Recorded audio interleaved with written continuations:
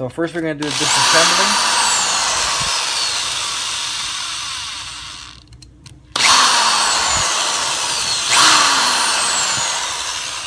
We'll take the 3 screws that hold the pump head to the motor. These are the longer screws. We're going to set aside separately.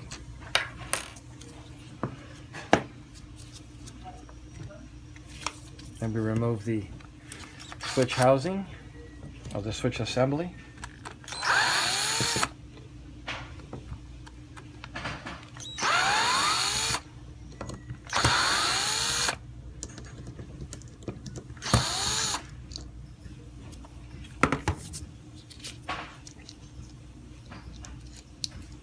So you want to hold the assembly together because this is a spring-loaded assembly, and it'll fly away from you. It'll come apart.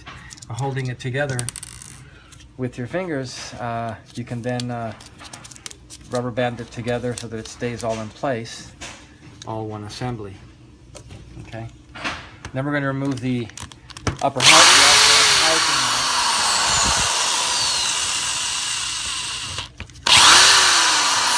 Always in a crisscross manner.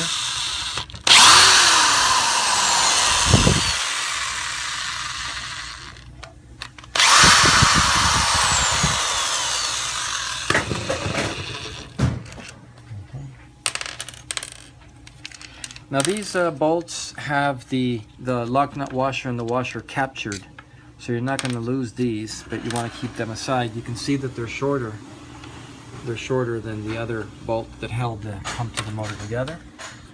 Now we're going to take the we'll take the diaphragm out, and this do it carefully so that you don't cause an extra pinching. You move it to the side as shown. So if you use a screwdriver or something a little bit harder, the risk is to create an indentation or a pinch on that diaphragm, and that needs to be done very carefully without doing that. Now the upper housing will come off. Here we have the upper housing. You'll notice this is the O-ring. The peripheral O-ring goes with the housing. And these are the 2 outlet valves, the full moon and the half moon valve. These do come off fairly easy, so you want to make sure that they're put well in place. Okay. Okay, so now we've got, this is ready for the new housing.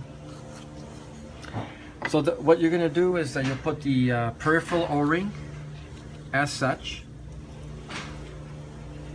Okay. Then real quick, the other the housing you just pulled off is going to have the poppets and springs.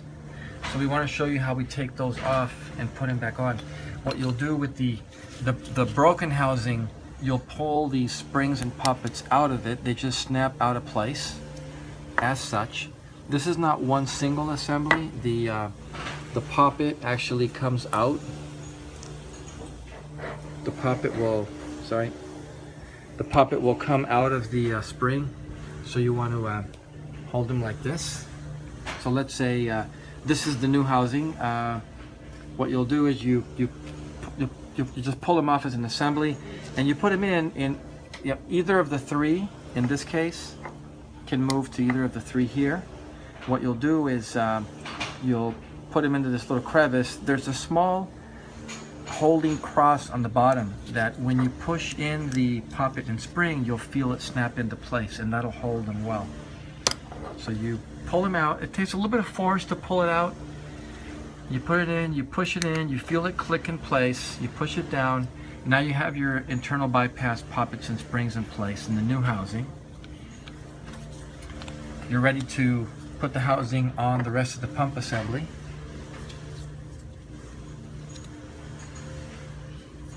As such, you want to kind of wiggle it into place so that you feel it go smoothly down and both parts match.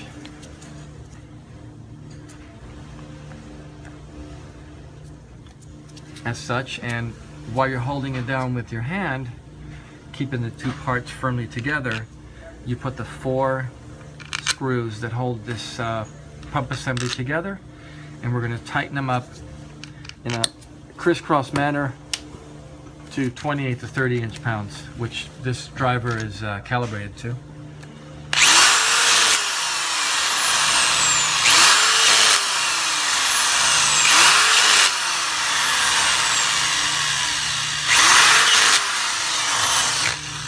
All right, so this assembly is put together now. We're going to get our switch diaphragm put back into place.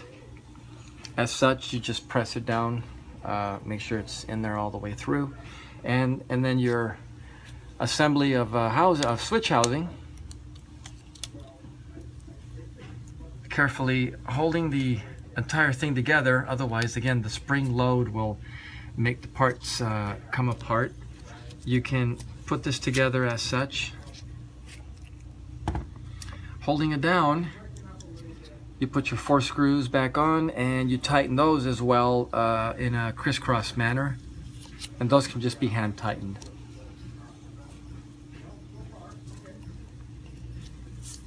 Always holding it down, so you might want to screw down 2 of them to secure it in place.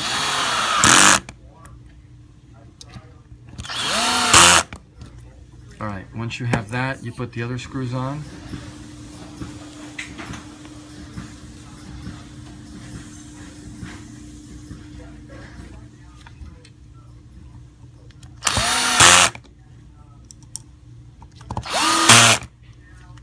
All right, and your assembly is complete.